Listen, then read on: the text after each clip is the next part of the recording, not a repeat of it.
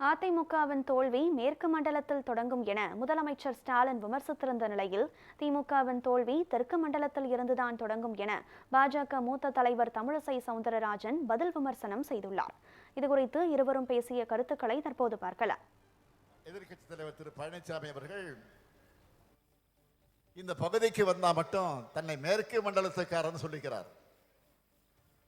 ஆனா உறுதியோடு சொல்றேன், பழனிசாமி அவருடைய ஆட்சி காலத்தை விட நம்ம திராவிட மாடல் ஆட்சியில தான் மேற்கு மண்டலத்தோட அனைத்து துறை வளர்ச்சிக்கும் அதிக திட்டங்கள் சாதனை செய்யப்பட்டிருக்கு.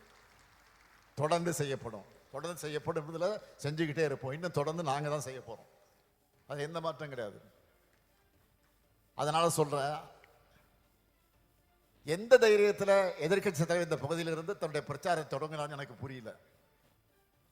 ஆனா நிச்சயமா சொல்றேன், அதிமுகவோட 2026 தேர்தல் தோல்வி இங்கிருந்து தான் தொடங்க போகுது.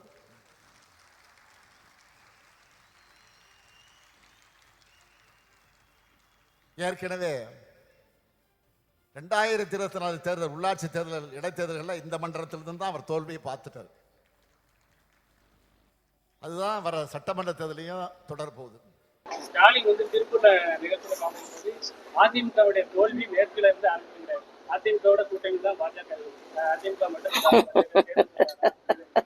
தமிழகம் முழுவதும் அவங்க தோல்வி ஆரம்பிக்க போகுது. அதுக்கு என்ன செய்யப்படும்? எந்த திசையில இருந்து தோல்வி மத்தவங்களுக்கு இல்ல, தெற்கு திசையில இருந்து திமுகவின் தோல்வி ஆரம்பிக்கப்படுகிறது. நான் தைரியமா சொல்வேன், எங்க மாவட்டத்துல சார்ந்தவங்களா இருக்காங்க, கடுமையா உழைத்து கொண்டு இருக்கிறார்கள்.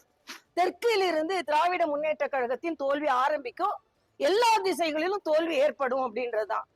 ஏன்னா அவர் தன்னையே பிரதமர் கூட ஒப்பிட்டுக்கிறார்.